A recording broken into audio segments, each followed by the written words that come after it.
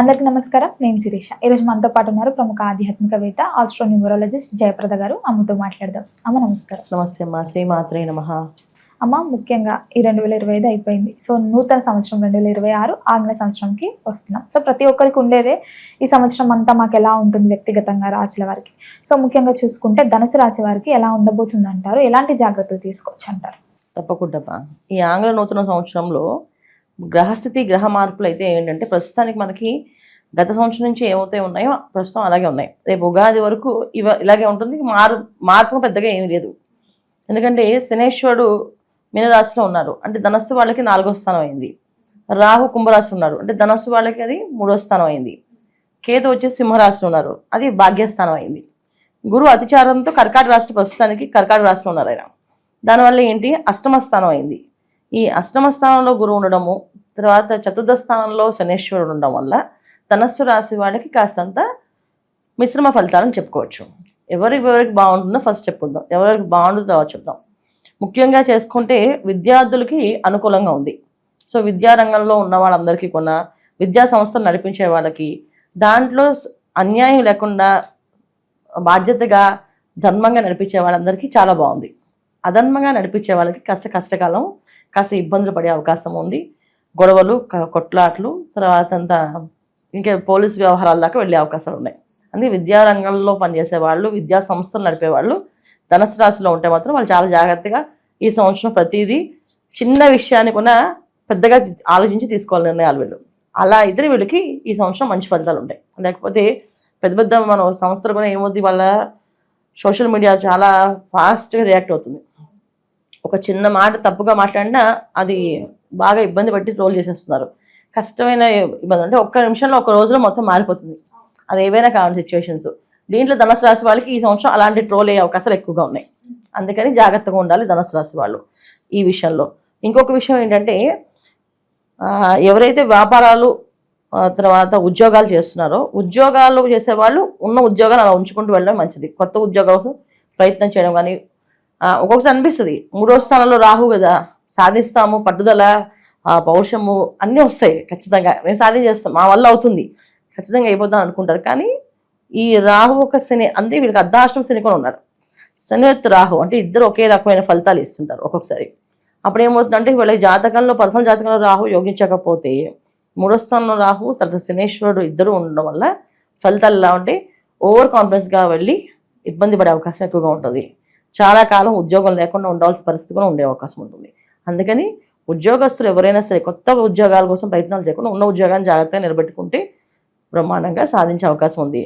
కొత్త వ్యాపారాలు చేసే వాళ్ళు కాస్త ఆలోచించి వ్యాపారం ప్రారంభం చేయండి. పర్సనల్ జాతకాలు చూసుకొని జాతకంలో యోగం ఉందా లేదా, ఈ సంవత్సరం అసలు వ్యాపారం మొదలు పెట్టచ్చా పెట్టకూడదా, గోచార విషయంగా మనం తీసుకుంటే ఫలితం చాలా తక్కువగా ఉంది.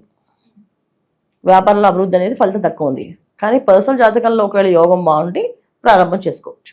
ఇలా మనం ఒకటి అంటే వీళ్ళు ప్రతి ఒక్క విషయంలో ప్రతి ఒక్క స్టెప్లో అడుగు ఆలోచించి వేస్తూ ఉంటేనే అన్ని అనుకూలంగా ఉంటాయి. లేకపోతే ఏ ఒక్క అడుగు తప్పుపడినా లైఫ్ స్పాయిల్, కాస్త డిస్టర్బ్ అయిపోతుంది. లైఫ్ అంతా కూడా స్పాయిల్ అయ్యే అవకాశం ఉంది. అందుకని ఈ సంవత్సరం వీళ్ళు జాగ్రత్తగా నిర్ణయాలు తీసుకోవాలి. ముఖ్యంగా ఏ విషయాల్లో అంటే ప్రొఫెషనల్ రంగాల్లో ఉన్న వాళ్ళు చాలా జాగ్రత్తగా ఉండాలి. ఈ ప్రొఫెషనల్స్కి బాగా ఇబ్బంది పడే ఉంది. అడ్వకేట్స్ కానీ, డాక్టర్స్ కానీ, ఒక చిన్న మిస్టేక్ డాక్టర్ ఏదైనా చేస్తే ఆ హాస్పిటల్, ఆ సంస్థ మూసేసేంత అవకాశం వచ్చే అవకాశం ఉంటుంది. అందుకని చాలా జాగ్రత్తగా ప్రొఫెషనల్స్ మాత్రం ఉండాలి. అలా అడ్వకేట్స్ అయినా, ఎవరైతే యాక్టర్స్, వీళ్ళు ఏదో చిన్న మాట మాట్లాడితే దానివల్ల పెద్ద ట్రోల్ అయిపోయి వీళ్ళు మొత్తానికి వాళ్ళు బ్యాన్ చేసే అవకాశం కూడా ఉండే అవకాశం ఉంటుంది. ఇలా ప్రతిదీ తీసుకుంటే ప్రొఫెషనల్ రంగంలో ఉన్న వాళ్ళందరికీ ఉన్న ధనుసు రాశి వాళ్ళు చాలా చాలా జాగ్రత్తగా తీసుకోవాలి, అంటే చూసుకోవాలి, జాతకాన్ని చూసుకొని ముందుకెళ్ళాలి. ఇది మనకి ధనుసు రాశి వాళ్ళకు ఉన్న ఫలితాలు. అంటే ఈ సంవత్సరం మన ధనుసు రాశి వాళ్ళకి బాగుందా బాగాలేదా అని అనుకుంటే మిశ్రమ ఫలితాలే కనిపిస్తున్నాయి. ఇప్పుడు ఏదున్నా ఉన్నట్టు చెప్పాలి కదా, బాగుంది, బ్రహ్మాండంగా ఉంది, మీరు దూకేయండి అంటే కుదరదు, రేపు రోజు వాళ్ళు ఇబ్బంది పడతారు. అందుకని ఆలోచించి అడుగులు వేయడం వల్ల వీళ్ళకి అన్ని అనుకూలంగా మారే అవకాశం ఉంటుంది. ఎందుకంటే అష్టమ స్థానంలో గురువు ఉండడం వల్ల అనారోగ్య సమస్యలు కానీ, ఆరోగ్య సమస్యలు కానీ ఇబ్బంది వచ్చే అవకాశం ఉంది. ఎప్పుడో కడుపులో కొంతమందికి ప్రాబ్లమ్స్ ఉంటుంది, అది బయటపడదు. ఈ సంవత్సరం బయటపడే అవకాశం ఉంది. అది ఒక్కోసారి క్యాన్సర్ అవ్వచ్చు, లేకపోతే ఇంకేమైనా ప్రాబ్లం ఉండొచ్చు. ఇలాంటి ఏదో ఒక సమస్య అనేది ఉంటుంది.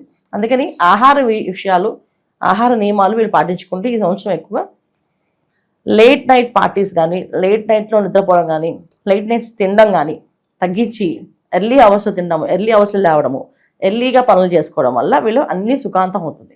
ఇది వీళ్ళు చేసుకోవాల్సిన ముఖ్యమైన విషయాలు. ఇది ధనుసు రాశి వాళ్ళది. అమ్మ, మరి ఈ సంవత్సరంలో ఈ ధనుసు రాశి వారికి వివాహ యోగం ఉందంటారా? వివాహాలు చాలా తక్కువగా ఉంటాయి. ఎందుకంటే వివాహ విషయంలో చతుర్థ స్థానంలో శనేశ్వరుడు, తృతీయ స్థానంలో రాహు ఉండడం వల్ల వివాహం జరిగే అవకాశాలు చాలా తక్కువగా ఉన్నాయి. అయితే వివాహం జరుగుతుంది అని చేసుకోవాలనుకుంటే మా పర్సనల్ జాతకమే. జాతకంలో యోగం ఉందంటే వివాహం అయిపోతుంది. ఇక్కడ ఏమవుతుందంటే వీళ్ళకి గురుబలమో లేకపోతే రాహుబలమో ఏదో ఒక బలం ఉండాలి ధనుసు రాశి వాళ్ళకి. కానీ బలాలు ఏం కనిపించట్లేదు. అదే కాకుండా ఈ సంవత్సరంలో వీళ్ళకి అన్ని కూటములు ఉన్నాయి.